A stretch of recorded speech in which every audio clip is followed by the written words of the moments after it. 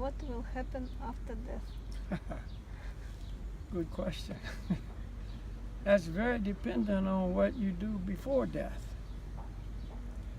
Because we are eternal spirit souls. We don't die. All we do is leave the body at the time of death. And where we go and what we experience is very much dependent on what we do in this life. So if you live one kind of life, say you follow the scriptures, for instance, we've been talking about the scriptures, Vedic scriptures.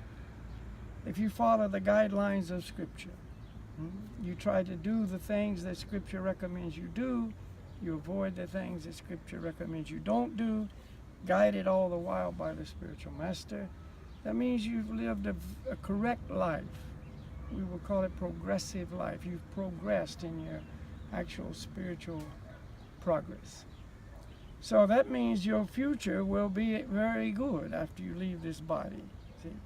Either you will take another birth in a very favorable situation, so you can continue your spiritual growth, or if you've done it really good, you've actually, made the necessary adjustments and become qualified, truly, spiritually speaking, develop your love for God, you go to the spiritual world, where you remain eternally in the most perfect situation in a loving relationship with the Supreme Lord.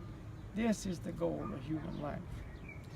If you've led a very incorrect life, meaning incorrect in connection with the teachings of this absolute truth, see, then you will have to pay a big price. You have to suffer in various ways. You go to different species of life, lower forms of life in many, many cases, and live the next life according to your new position, getting the results of the activities in this life, or of course also including activities in previous lives.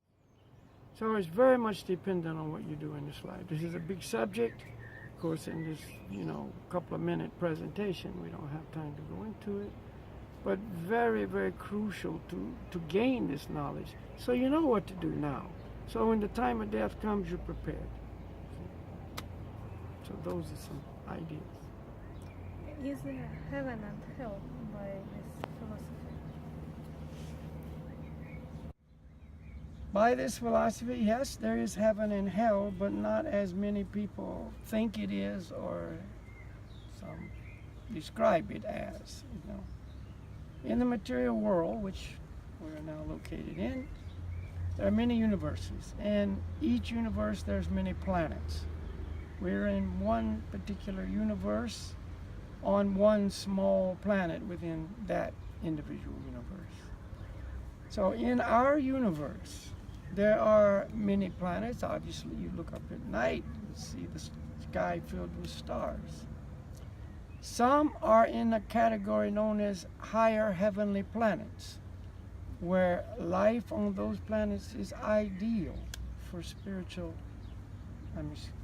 ideal for material enjoyment, material pleasures. This is a result of pious activities. You've accumulated a lot of good karma.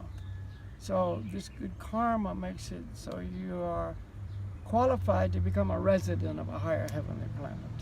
And there's different categories of those. The Earth is a middle planet. It's in the middle. It's not too good, it's not too bad. And then there are lower hellish planets where a person will actually go if they've led a very impious, sinful, incorrect life. A lot of suffering is in store for them. They will take birth on a lower hellish planet and get the results of their sinful activities. But all these conditions, whether it's the lower hellish planets or the higher heavenly planets or the intermediate earth planet, are temporary. You work off your bad karma in the hellish planets, and you come back to the earth planet. And then you can accumulate more bad karma, go back down, accumulate good karma, go to heavenly planets. Or if you go to the heavenly planets, you exhaust the results of your pious activities, and then you come back to the earth planet again. And so it's up and down, up and down. But it's all temporary. There's no situation where you are condemned eternally to hell, or these heavenly planets are not really the spiritual world. They are simply material places of intense material pleasure. So the real solution is to go to the spiritual world beyond all the material ups and downs, the hellish planets, the heavenly planets, the intermediate planets, where everything is absolute, it's eternal. You go there, you reside there with a spiritual form, not a temporary material body, in an eternal loving relationship with the Supreme Lord. And this is the goal of life. This is the perfection of life.